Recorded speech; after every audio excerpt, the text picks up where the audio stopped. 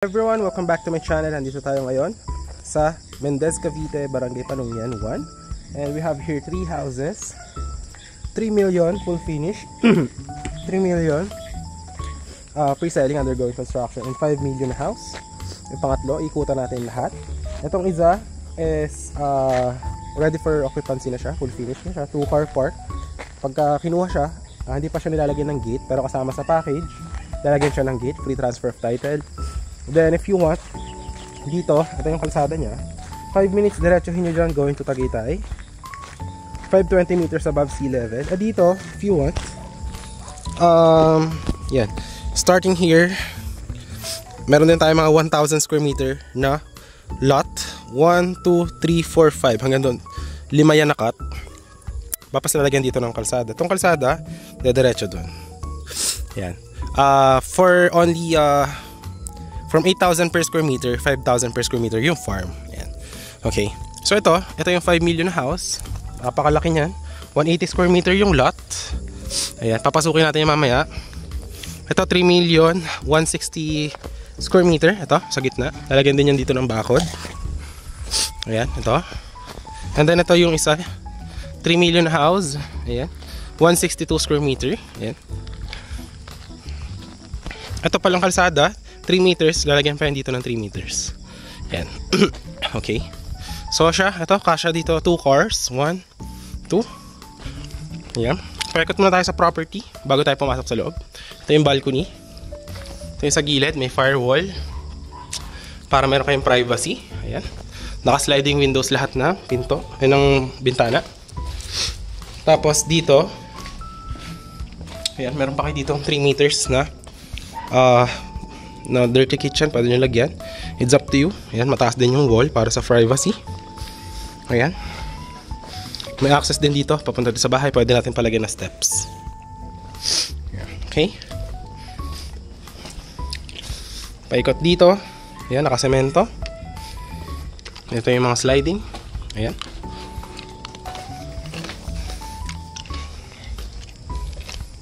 So maganda dito guys, if you're looking for a retirement house, natitira nyo na lang. Ayan. So akit tayo sa balcony. Ayan. So ayan, naka-sliding po lahat. Ito yung view. Pag nakatambay ka rito, nagkakape sa umaga. Ayan. Ayan yung view nyo.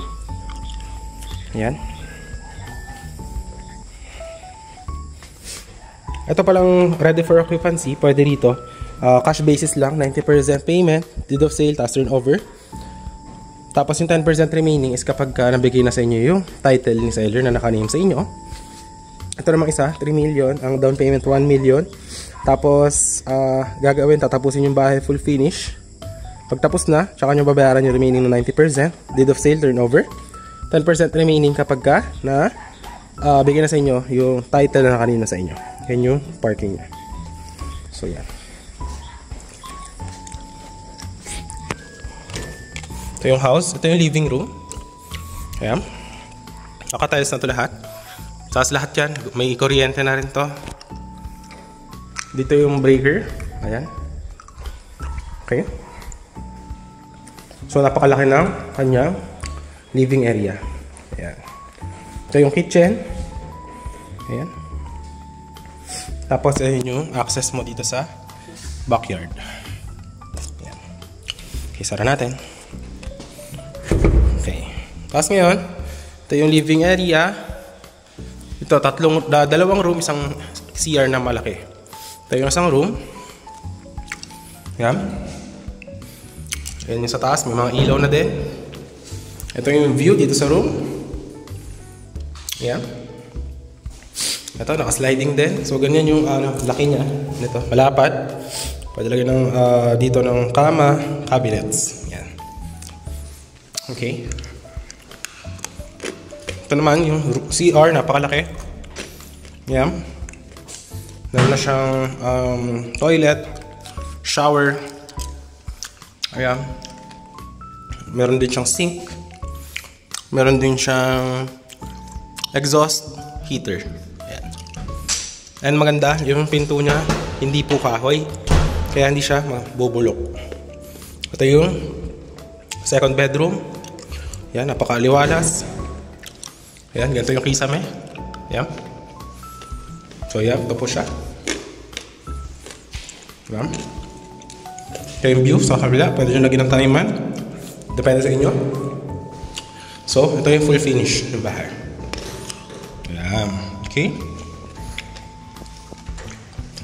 So ngayon, ito po tayo dito sa first house. Ngayon, punta tayo sa second house. 3 million din. Yan. So ito yung inyong backyard. Yung parking area. Yan. Ngayon, punta tayo dito sa second house. Ito siya. Yan guys. Ito, iba naman din yung design. So, pwede naman tayo pumasok. Tara, pasok tayo. Dito, dalawa CR dito. Okay.